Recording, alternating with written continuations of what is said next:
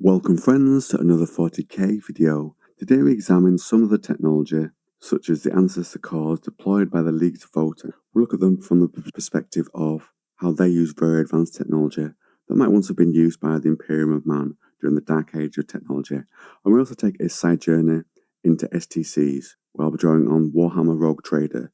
The Votann technology is from the Leagues of Votann Codex. So who are the Votann and what is the technology that aids them?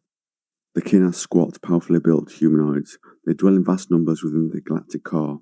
They are a clone race. Each generation emerges from machines known as crucibles, which draw upon vast banks of genomic data to produce a stable and varied populace. Their numbers are further augmented by the Iron Kin, machine intelligences clad in mechanical bodies that are dedicated to aiding their flesh and blood fellows. And we'll get more into the Iron Kin towards the end of the video. And going back in the history of the kin, the first ancestors created stable mutations that run through the kin gene pool and are known as clone skeins. In practical terms, the introduction of clone skeins gave the kin denser musculature, tougher bone structures, higher red and white cell counts, exceptional core strength, and formidable physical resilience. More esoteric but no less evident are the changes worked on the kin spirit, which causes their souls to shine far more dimly amidst the tides of the warp than those of humans. The kin evidence no uncontrolled psychic mutations, and only those with the appropriate psychoactive clone skin can activate the so-called barrier tech that allows cyclically active kin to interact with the Imperium. It is rare indeed that kin fall victim to physical mutation, demonic possession, or the temptations of chaos. Basically, by following a certain line of genetics, they've been able to make those threats less likely to happen, perhaps due to the level of technology that they deploy.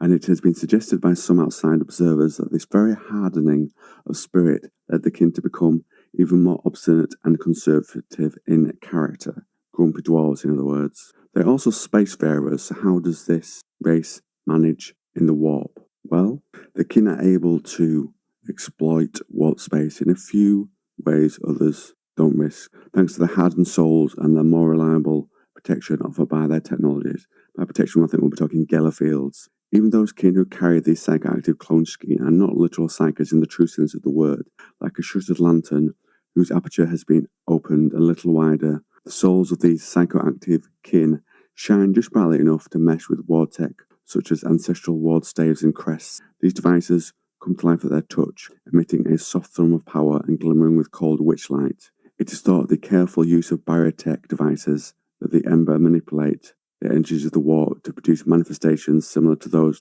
conjured by true psychers. Now, to come to the point of warp travel, they use warp drives and Geller ramparts of superior design and reliability to anything humanity understands. Each ship has a void master who are very skilled in their craft, and they're supported by Iron Kin wayfinders whose accelerated logic cores enable them to cogitate probable paths through the madness of warp space without risking psychic interaction. So they rely on technology so that the psychers don't use their abilities, or a proper psyker wouldn't use their abilities, and attract the creatures of the warp. That's very interesting. Could that be how those in the main Imperium, those who travelled during the age of technology, the Dark Age of technology, could they have travelled using this sort of method? A genetically twisted, low-level psyker with just enough ability to guide, along with some sort of man of iron, who will be able to choose these paths of probability, like the Iron Kin. Very interesting that. With support from their bridge crews, these specialists guide their craft in a series of plunges. These are short, controlled warp jumps, during which the kin may take the time to harvest energistic skeins from within the Immaterium, or even board warp-borne space hulks. So they take plunges into the warp, but don't travel through it for a consistent amount of time like humanity does. Then we look at the AI, one of the central parts of the Leagues of Votann, the Ancestor Cars. Just to note here that the term Votann is actually a term referred to the Ancestor Cars themselves. In truth, the Votann can best be described as ancient machine intelligences, so complex and powerful as to be nigh on supernatural. Their self-organized data stacks and quantum info cores hold all the information a race might need to thrive in the depths of space. It almost sounds like there's some variant on an STC. They carry within them weapon specifications, standard template constructs, scientific and philosophical learnings, genealogical data, military and survival theory and strategy. These are just parts of the wealth of lore burrowed within the machine minds of the Votann. So bright do their artificial intellects shine that kin void farers are even able to use them as localized beacons within the warp. Herein lies the other reason the kin do not speak of the Votann. In a dark and ignorant age, few treasures are as precious or as dangerous as the knowledge and high level of technology that they can deploy. As I mentioned, it almost sounds like there are slightly more advanced versions of the STC databases with an AI. Imagine combining the STC with that. If you're a spacefarer, if you're going out, spreading man's exploration across the galaxy, if you have that combined with an STC, you're pretty much going to be prepared for anything. So again, I would ask, is this how AI, is this how, come back to what I mentioned earlier, people travelled back then during the dark age of technology? Their kin seem to have retained so much from that time. I find that very exciting. So we mentioned it there. What is a standard template construct, an STC? We'll go over a little of the history and lore of it here. During the dark age of technology, humanity travelled throughout the galaxy, founding new colonies and exploring new worlds. Many of these colonies failed to establish themselves. Others were lost, whilst a few grew into independent civilizations with distinct cultures. Most, however, established a subsistence economy and simply stopped. In such an environment, the impetus for change was very low. Everything the citizens needed was at hand. The new world supplied them with food, and the store of knowledge brought them all the way from Earth and enabled them to maintain a high technological base without a technological society. In part, this was a result of the STC construct system carried by every colony. Now, there's the system itself, which creates things, and then there are the databases, which are the things in M40 that the Mechanicus wants to hunt down. The heart of the STC system was an evolved computer program designed to provide construction details for the colonists. Its prime function was to enable the colonists to build efficient shelters, generators, and transports without any prior knowledge and using almost only local materials. The user simply asks how to build a house or a tractor, and the computer supplied all the necessary plans. In short, it was idiot-proof. Many humans attribute the creation of the Knights, the Imperial Knights, to these systems as well. Colonists on world need protection, so they asked it, and these could have been the early Imperial Knights. The age of technology ended in interhuman war and anarchy. The STC systems that had helped to build it either lapsed into disuse or decayed, so that they became increasingly unreliable and quirky.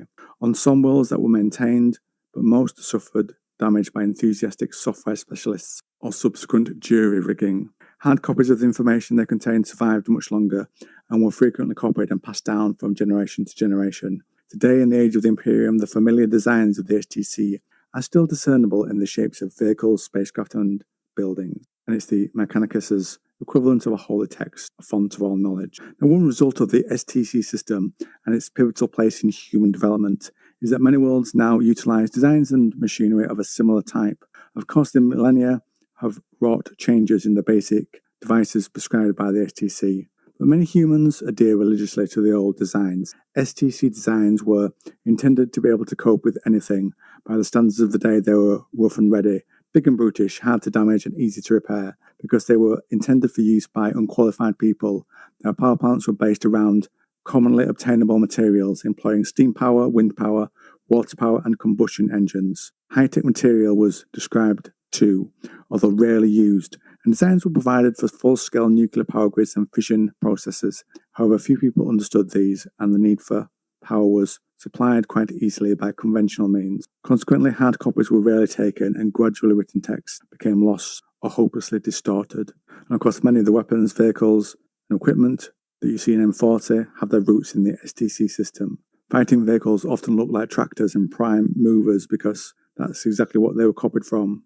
And STC designs, it can be noted, can be produced in almost any material: wood, plastic, concrete, steel, etc., and can be replicated on almost any world that has raw materials of some kind. And with that little side journey into what an STC system is, we'll return to our, if you'll excuse me for nicking this line, regularly scheduled program.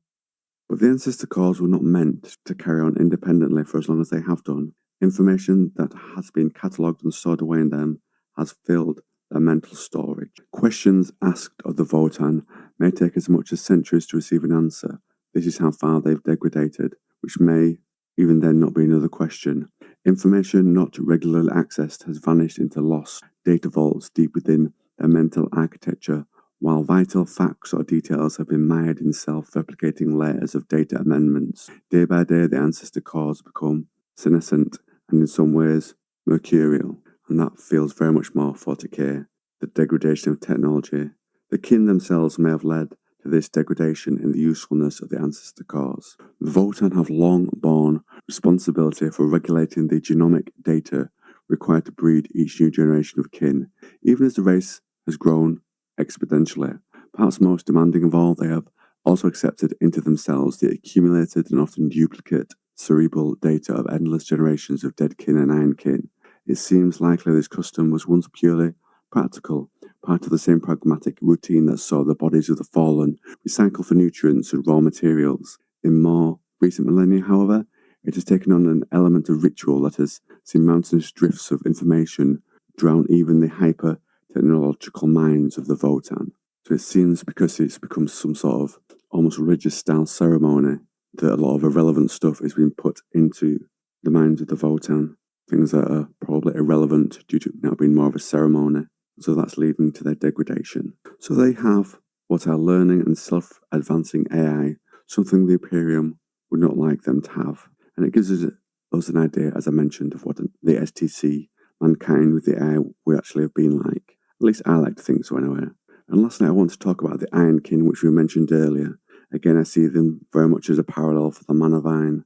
Perhaps they're even made by the STCs that they mentioned earlier in the Codex. So, the Iron Kin were created by, and to this day are still manufactured by, the Votann, perhaps with one of the STCs that they have.